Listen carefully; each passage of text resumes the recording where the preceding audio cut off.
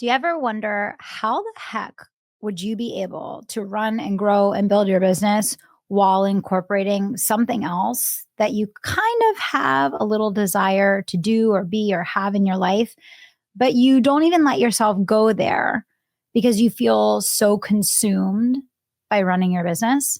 Well, if that's you, listen in to today's episode because we're going to dig into how to make those big dreams a reality without letting your business slip. Welcome back, everybody. Today, we are going to dig into this much requested topic.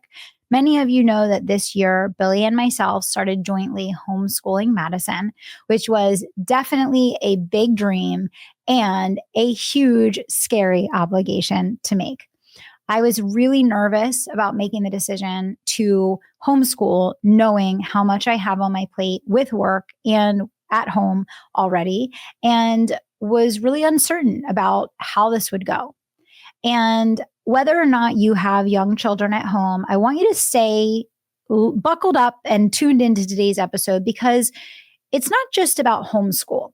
Maybe you have an elderly parent that really needs more care and you'd like to play a bigger role in that. Or maybe you have a child that's in college that you'd like to go visit every third week. Or, maybe you have some kind of hobby or life commitment that you've been dying to do for so long, but it just never seems like the time is right. Maybe you'd love to welcome a new baby into your life or adopt a child or to play a major role in watching your grandchildren. Okay. Today's episode is about homeschool, but it's not about homeschool at all. It's really about how we adapt as business leaders of all walks of life to incorporate other things that really matter to us in our lives.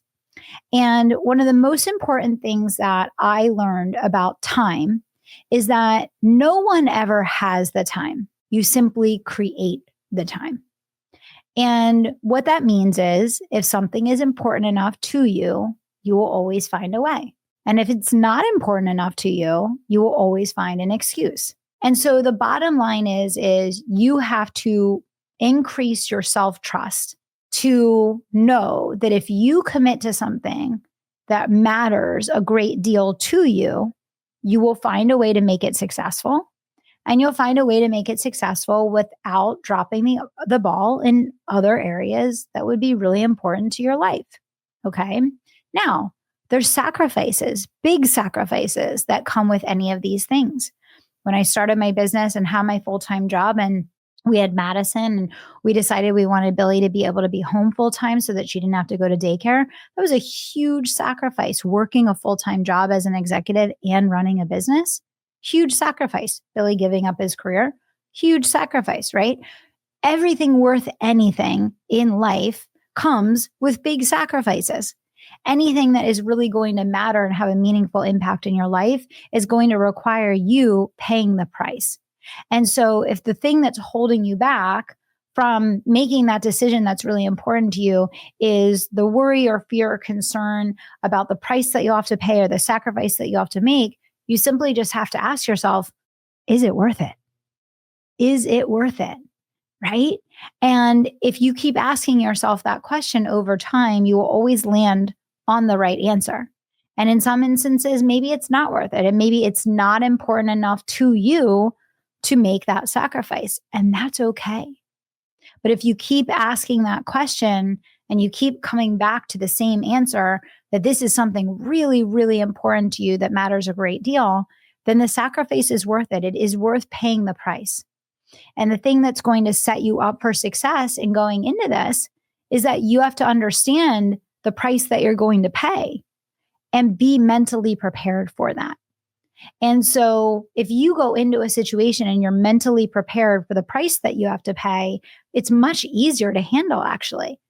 I think because I was mentally prepared for the price I was going to pay to be able to be available to do homeschooling with Madison, I think it's been much easier to handle because I mentally prepared myself. And that is the biggest tip that I will give you is setting yourself up for an adjustment period where you're working in anticipation to create a state of readiness within yourself to be able to manage this new duality in your world. Waitlist for the Kairos mentorship is now open. In January, for the first time in almost a year, I'm opening registration for the Kairos mentorship. This is my most sacred and intimate space in my inner circle where every single week live, I help you to elevate your vision, to step into next level leadership, to live your faith and build your empire. If you've been looking for next level mentorship that is uncontested, peerless in the market, and you want relevant, timely, and updated strategy to not only grow your business by millions, but to live your faith and to step into next level leadership in your life, this is it. Register now, scroll down below this episode, click the link, and get on the wait list now. Okay. So for me, I've shared this before. I do 2 days a week. Billy does 2 days a week. We only do school with Madison 4 days a week. The thing that's incredible about homeschool is there's just so much spaciousness and there's so much creativity that you can have and so many different ways that you can approach it. And it's not this like stagnant fixed thing. It also only takes about 3 hours a day to do formal homeschool. And so, it's not a full 8 hour a day commitment, although 1 day a week I do put in almost a full day with Madison, and I'll talk a little bit about that.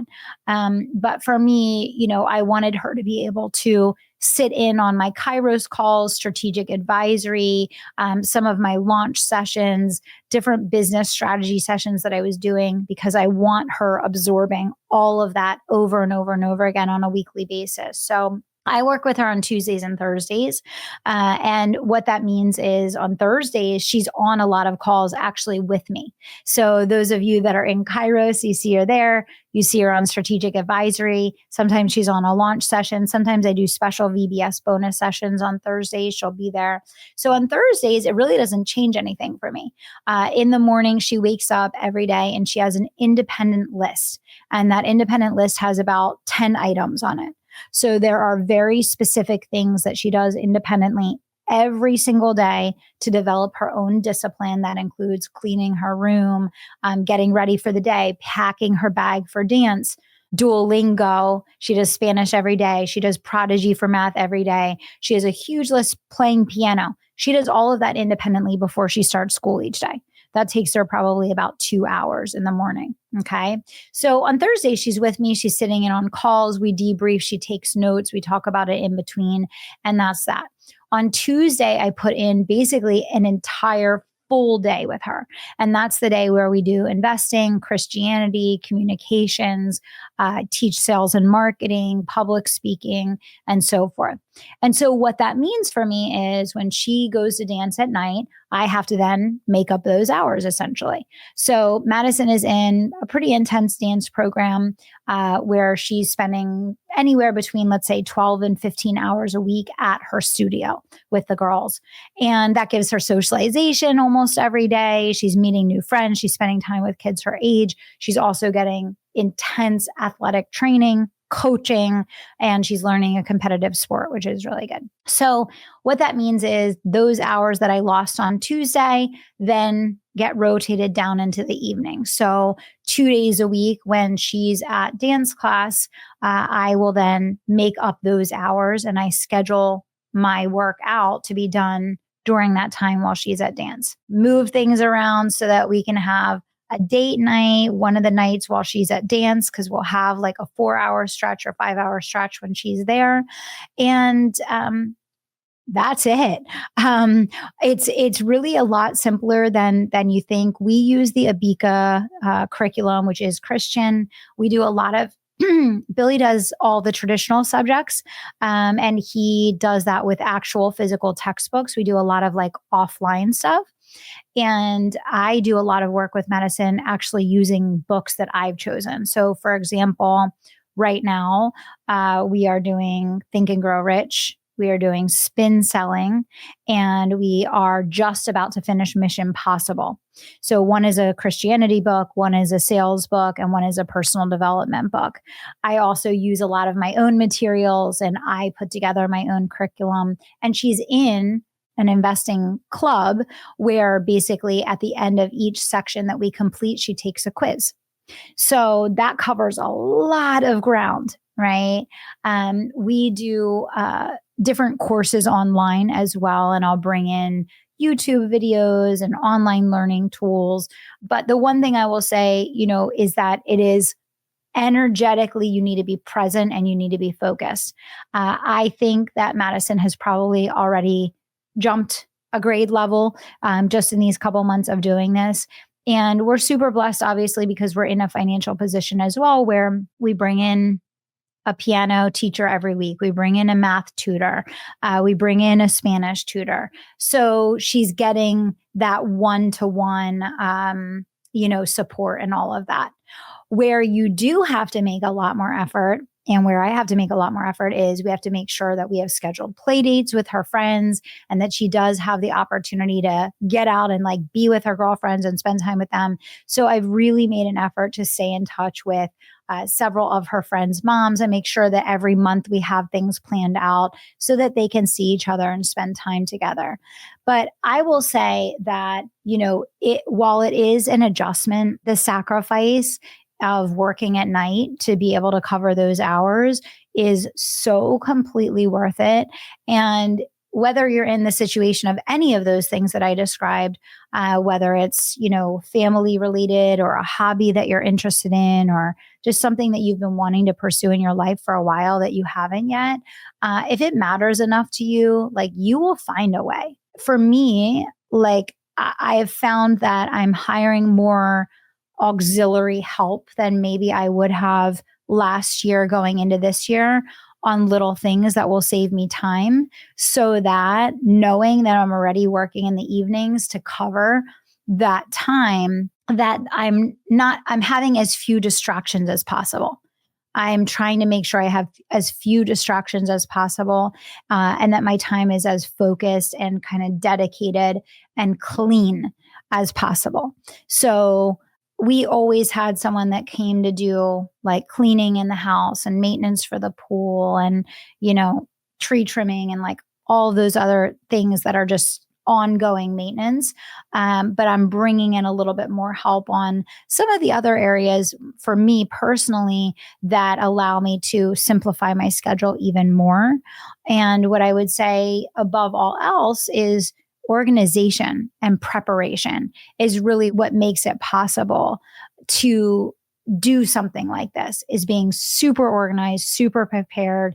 And you have to establish a system where you can work really well with your spouse as a team. Or if you're not going to work with your spouse as a team in the whatever thing that you're taking on in your life, how is your relationship going to grow and preserve through that, versus that stress kind of feeding into that relationship, which I think that is super, super crucial to really stay relationship focused and family forward with everything that you do. So for us, homeschooling has just been unbelievably fulfilling. It's hard work. It's a lot of energy. It's time. Of course, there are days where it's stressful or days where you don't really feel like doing what you're doing.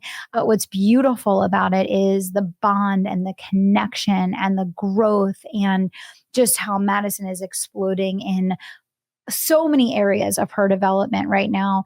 And it's because we are able to have a meaningful role in what she's learning, how she's learning it, who she's interacting with, what she's interacting with. And there's no price tag on that. There's absolutely no price tag on that. And, I think that for all of us, what we need to think about to have the highest level of happiness in our lives and the highest level of fulfillment in our lives is, what are the things about traditional culture, traditional family environments, traditional everything that aren't necessarily the best thing or the right thing for your family? And I think one of the things that has been so good for Billy and I as a family and partners and team and, in our relationship is we've always done things counter. We've been on our own path for 18 years. And it's like we don't worry about what the tradition is, or worry about what other people are doing, or worry about what people think we should do. We're just looking at our own family and our own life and saying, what is the right next step for us? What is the thing that's going to move our family forward and allow us to live the life that we dream of? And that's what you're called to do as well. So, I don't know if anyone listening to this episode is considering homeschooling, but like I said, maybe you're considering another major life change.